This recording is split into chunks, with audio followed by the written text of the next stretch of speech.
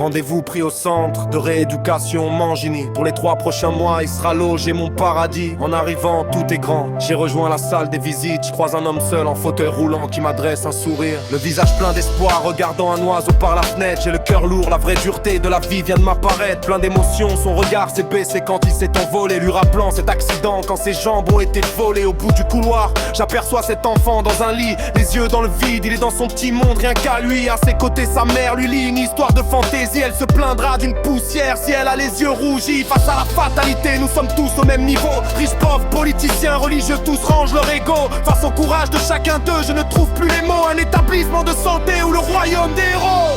Aujourd'hui je rends visite aux anges restés sur terre, accueillis dans un palais où le temps s'arrête. Une mobilité réduite mais un esprit sans frontières. Chaque résident fait partie d'une seule et belle famille. Je réalise que mes tourments ne sont que brindilles. Tous ensemble je les vois chanter, j'en ai l'œil qui brille. J'ai compris que je n'ai plus le droit de me lamenter. Moi le bonhomme sur qui soi-disant la vie s'est acharnée, me plaignant pour rien quand ma voiture veut pas démarrer. Pris dans les rouages d'une société bien trop décalée.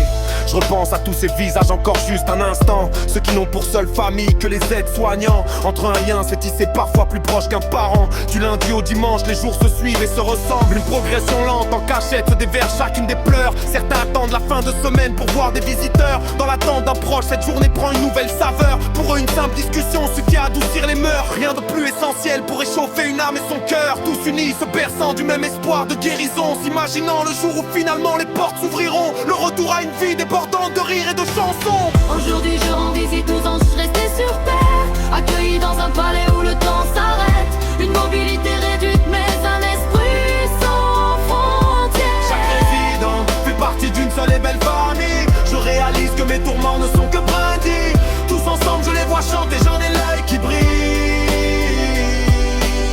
Je voulais juste partager l'histoire de tous ces braves. Après les avoir connus, j'ai mis ma fierté en cave. Ceux pour qui la vie a montré ses côtés les plus odieux. Sur mes 2 pieds, j'ose à peine me tenir devant eux. Un avenir médicalisé, mais tous plus courageux. À tous ceux qui face à leur destinée se retrouvent anxieux.